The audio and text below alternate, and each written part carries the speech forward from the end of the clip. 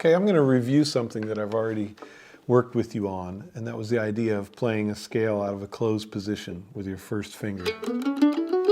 We worked on it in A, and what I was attempting to get you to do is get really comfortable moving that first finger anywhere on the fingerboard and being aware of what scale you're playing.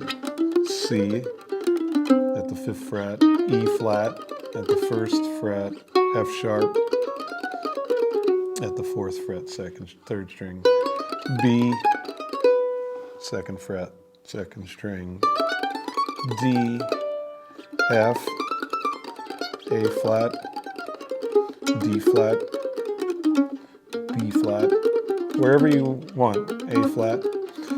So that's the concept here. Then what we did is we examined the arpeggio that grows out of that, 1, 3, 5, and octave, okay?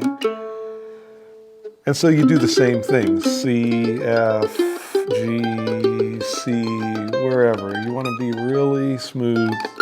And you notice as you go up the neck, things get crunched a little tight. G, A, G, F, E flat, D flat, B flat. You can see my thought process here a little bit. I just want to be totally free, know where I am at all times. Again, we're just using the first finger though. I started to show you how to do all this same stuff out of the 3rd finger, out of the 3rd finger being your sort of centering position. And this grows out of our bluegrass chop chords. It's basically that scale. If you do it in C, C, D is a whole step, E, F is a half, G, A are whole steps, B and C are half step. So the shape kind of looks like that, right? As opposed to A, which looks like that, right? Okay, then we played the arpeggios out of that, right? C, D, E, F, G, G sharp, A, B flat, B. So get really cozy taking that anywhere, either on the high 3 strings or on the low 3 strings, and memorize those notes as they appear on the 3rd string. Now what I'm going to make you do is do all that same stuff, but with the 4th finger.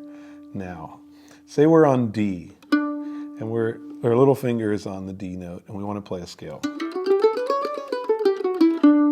There's the notes. D, E, F sharp, G are half steps. A is a whole step, B is a whole step, C sharp is a whole step, and D is a half step. So now you're in this kind of shape, starting with the pinky though, and immediately going to the next string. And we play an arpeggio, it looks like this. We don't use our first finger at all. This is kind of a bizarre one.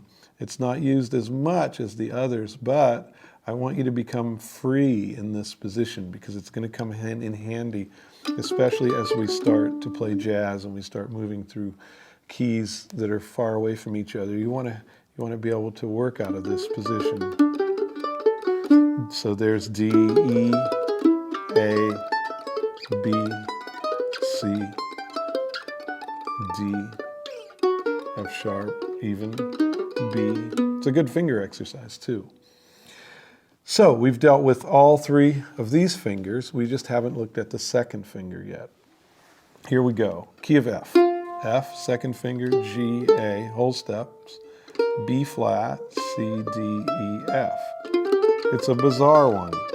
It looks like a whole tone scale. Your fingers are all spread out like this.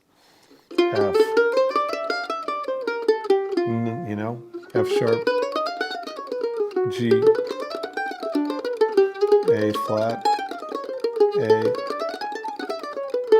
Okay, now play the arpeggio out of that position. F, A, C, and F. G, A, B. Okay, so now we've got 4 fingers, and we've got 4 ways to play all scales and all arpeggios. Okay, we haven't done minors and we haven't done 7s yet, but we'll get to that eventually. But what I want to do is just deal with the arpeggios for now and give you a series of exercises that you can use to try to get yourself really comfortable with these 4 ways of doing things. And what I like to do is I start with A, okay? And then I say to myself, okay, let me move this in, let me move it chromatically. B flat, B, C. Okay, so this is always using the same position, you know. Then I might start with C and move that one chromatically. But when I get up here to D, I'll switch to that other fingering, right, with the pink. C, C sharp, D, D sharp. Then for E, I might go to the next string. And then for F, I might switch to this one, see, with the second finger. Because the basic concept here is play off of the finger that's nearest to where you're wanting to go. Rather than always moving the hand around, shift to the new finger that's most available, and then be just as comfortable playing out of that finger being the root, the giver of the root, as you are with the first finger. I mean, first thing we do is use our first finger, memorize the names of the notes everywhere. Next thing we memorize is the third finger, and then we begin to coordinate the little finger and the second finger. They're sort of the last ones to come into play, but they're equally important. And I think it's where people get tangled up in the fingerboard when they're trying to play out of a position that they've never really studied before. So that's how I would move chromatically, you know, from E to F sharp to G to A flat.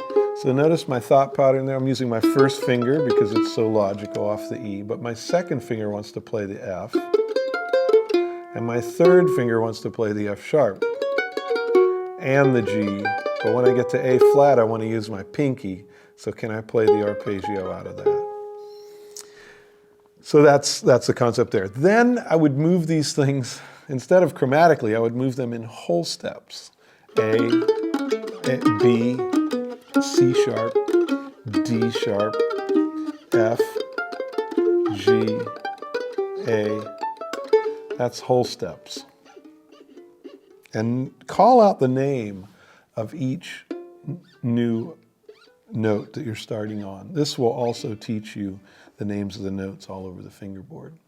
And do it musically, you know, do it with a groove, have fun with it. You know, don't just play these silly arpeggios up and down, but really try to create something.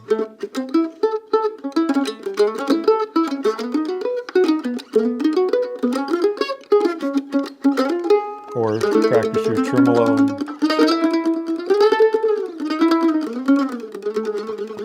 You know, make it fun.